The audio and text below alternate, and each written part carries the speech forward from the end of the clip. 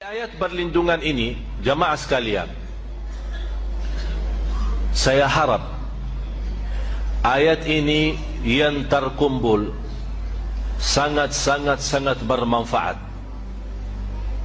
untuk ketenangan, untuk sakit hati, untuk iri, untuk hasud, sifat sombong, untuk berlindungan dari kesurupan, dari gangguan jin, syaitan, kemudian dari sihir.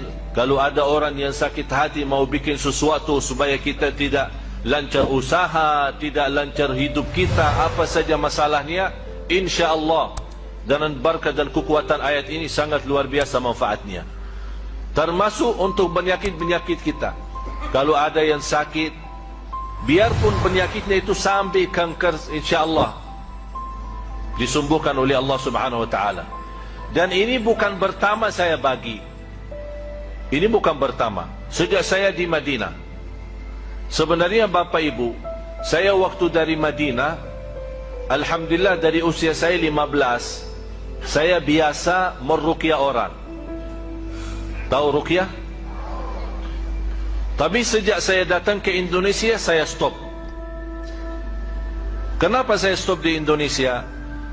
Karena berlebih-lebihan. Nawaitu kita membacakan untuk orang, dan dengan izin Allah dia sembuh, tersebar cerita, oh Syekh Ali dari Madinah hebat. Itu gara-gara itu saya tidak mau. Tapi saya, supaya anda sekalian mendapatkan manfaat, saya membagikan semua, biar anda sendiri mengobati diri sendiri. Tidak usah tunggu siapa-siapa, dan tidak usah bayar ke saya atau bayar ke siapapun. Anda bayar lillahi ta'ala sedekah saat anda baca doa ini atau baca ayat-ayat ini, mulai dari suratul Fatihah. Dan saya berikan rahasia suratul Fatihah, termasuk anak kita. Bapak Ibu, kalau ada di antara kita yang punya anak, istilah bahasa kita nakal, susah, tidak bisa salat, tidak bisa rubah, tidak bisa menjadi baik, saat dia tidur, boleh bapaknya atau ibunya membaca Al-Fatihah dekat telinganya berkali-kali. Berkali-kali dibacakan Al-Fatihah. Kalau bisa saat dia masih belum tidur, kita ajak sama-sama membaca Al-Fatihah tanpa batas, berkali-kali, sampai anda merasa sudah ngantuk atau sudah capek, sudah stop, tidak ada batasnya. Itu subhanallah sangat luar biasa manfaat. Dan saya menajarkan keluarga, termasuk anak saya, apapun sakitnya, dibacakan Al-Fatihah tanpa batas, sembuh. Tak perlu insya-Allah ke dokter. Jadi jamaah sekalian, Al-Fatihah memang sangat luar biasa.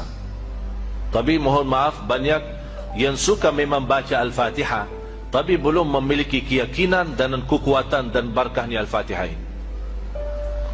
Cukup dari nama Al-Fatihah untuk segala pembukaan, membuka semua masalah, membuka semua masalah. Selainkan suratul Fatihah, dari awal suratul Baqarah, kemudian ayat Al-Kursi, 3 ayat yang terakhir suratul Baqarah juga, dan ayat-ayat nanti insyaAllah semua akan dapat kopiannya. Tapi ada yang perlu saya jelasin, bisa teruskan.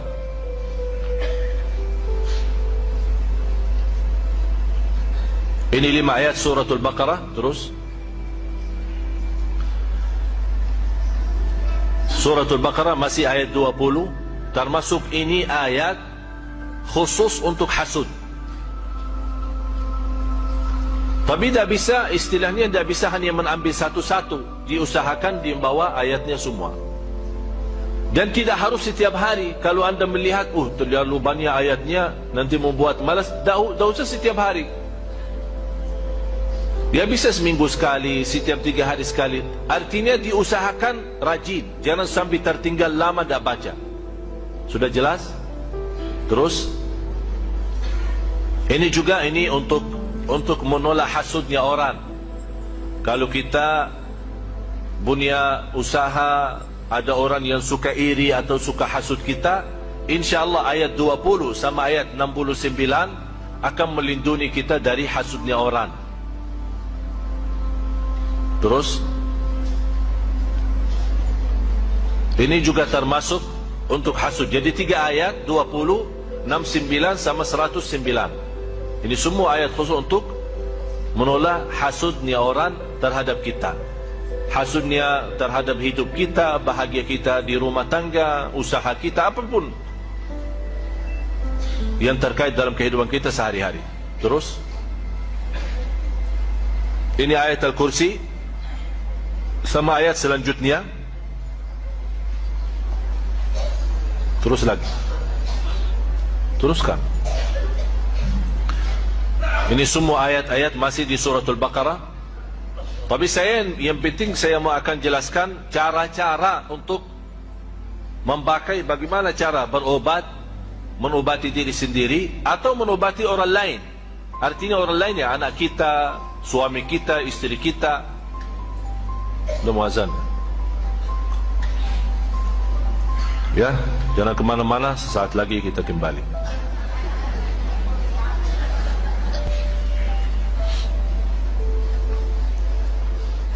Alhamdulillah, Allahumma salli ala Sayyidina Muhammad wa ala ali Sayyidina Muhammad.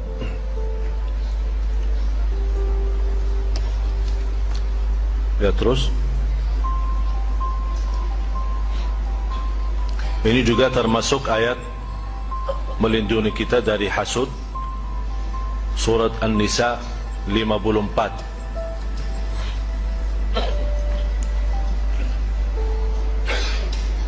Ini juga termasuk suratul Hijr. Walaqad ja'alna fis samai burujan, ayat 16 sampai 18, 3 ayat. Kalau angka pertama itu nomor surah, ya, angka pertama suratul Hijr 15 itu nomor surahnya. Surah 15 ayat 16 sampai dengan ayat 18. Kemudian dari surat Taha 23 ayat pertama, mulai dari ayat 1 sampai ayat 23. Ini sangat luar biasa manfaatnya bagi orang yang kena sihir. Orang pun yang belum kena sihir, mudah-mudahan dalam teruskan membaca ayat ini tidak akan bisa mengganggu dalam sihir. Terus ini masih surat Taha, surah 20 ayat 131.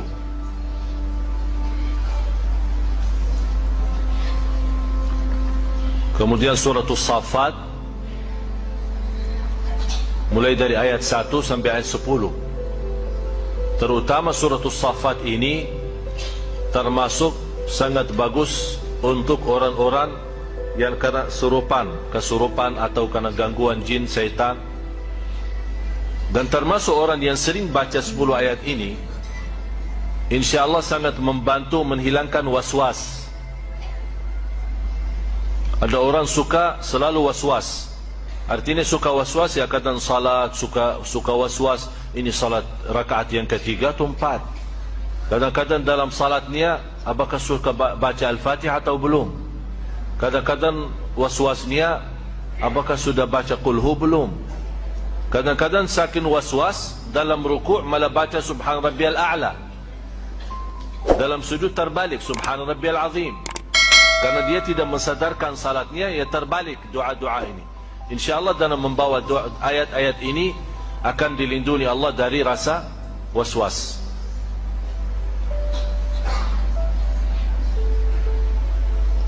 Terus surat Tabarak, terutama 14 ayat pertama, mulai dari ayat 1 sampai ayat 14. Kalau bisa teruskan saja sampai habis. Kenapa sampai habis? Karena 14 ini memang untuk melindungi kita dari godaan, termasuk godaan hawa nafsu, termasuk juga dari hasud, dari sakit hati orang, dari iri, dari sihir, dari gangguan jin syaitan.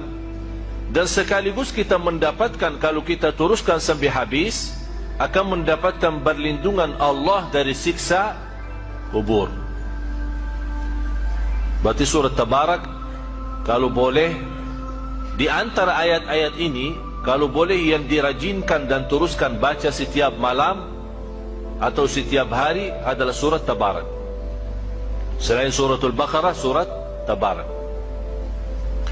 Dan saya pernah sampaikan, maksimal atau minimal kalau tidak bisa membaca semua ayat tersebut, jangan sampai lewat satu hari belum membaca 11 ayat daripada surat Al-Baqarah. Sudah tahu 11 ayatnya itu? Selain suratul Fatihah, baca 5 ayat pertama suratul Baqarah, ditambah 3 ayat bertalahan suratul Baqarah, ayat Al-Kursi, dan 2 ayat selanjutnya, 255, 256, 257, 3 ayat. Dan ayat pertama 5 menjadi jumlah berapa?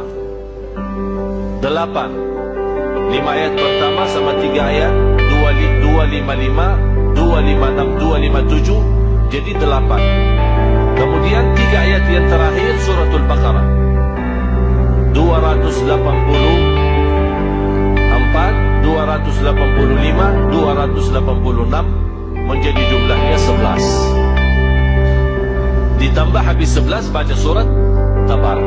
Ini yang 11 kalau boleh dijadikan wirid kita sehari-hari, jangan tertinggal.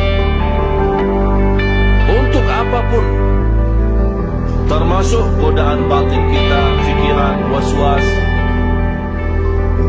InsyaAllah kalau anda 11 ayat terjaga dan setiap hari, kurang dari 1 minggu anda bisa hafal.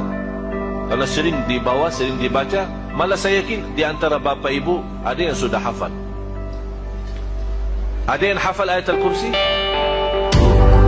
Semua kan? Kenapa bisa hafal ayat Al-Kursi? Ya sering dibaca. Berarti ini salah satu cara mudah hafal Al-Quran, sering baca. Terus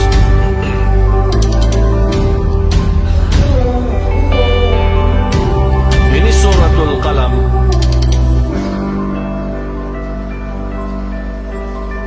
Nanti supaya saat anda baca ayat-ayat ini, suratul Qalam surah 68 ayat 51, saat anda baca ayat-ayat ini, tolong buka nanti Al-Quran di rumah, baca terjemahannya, artinya.